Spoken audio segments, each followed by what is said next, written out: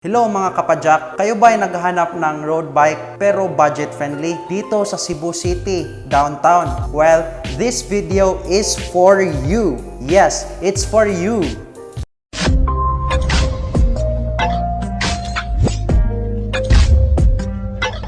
Hello guys! Ako nga pala si Dan. Kung bago kayo sa channel na to, gumagawa ko ng mga videos tungkol sa mga bike, mountain bike, road bikes, at kahit anong klase ng bike, basta tungkol sa bike. Kung bago kayo sa channel na to, make sure to click the subscribe button below at yung bell button rin para certified kapadyak na rin kayo. Kaya wala na tayong paligoy-ligoy pa. Ito na. Trinx 1.0. Ito ay may frame Trinx alloy, 4 kay height and steel, 700C. Yung shifter naman niya ay Shimano 1050, FD Shimano TZ510, RD Shimano TZ500, cassette 7-speed, 14 at saka 28T.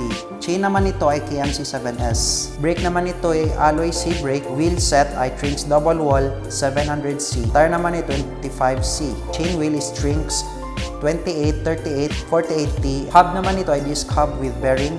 Saddle ay Trinx Sport. Seat post ay Trinx alloy. Stem Trinx alloy. Handlebar ay Trinx alloy road. Trinx 1.0 ay nagkakahalaga ng 10,000 pesos dito sa Cebu City. Phoenix Swift. Ito ay may frame na alloy din.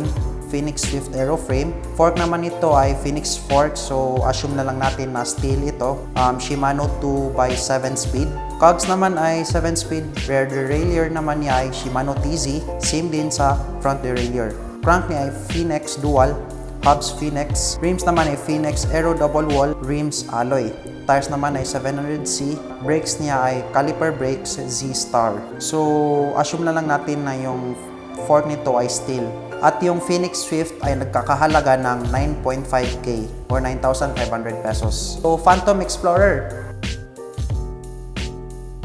21 speed ito.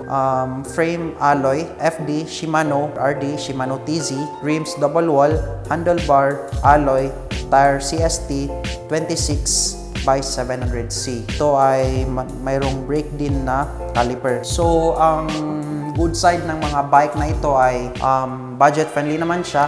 Very good po ito sa road bike enthusiast na mga newbie na nagbabalak pumasok sa bike world. Maganda dito ay pag sa future, mag-upgrade din kayo kung gusto nyo. Kasi dyan naman din tayo patungo mag-upgrade, diba? Disadvantage lang naman nito is thumb brake.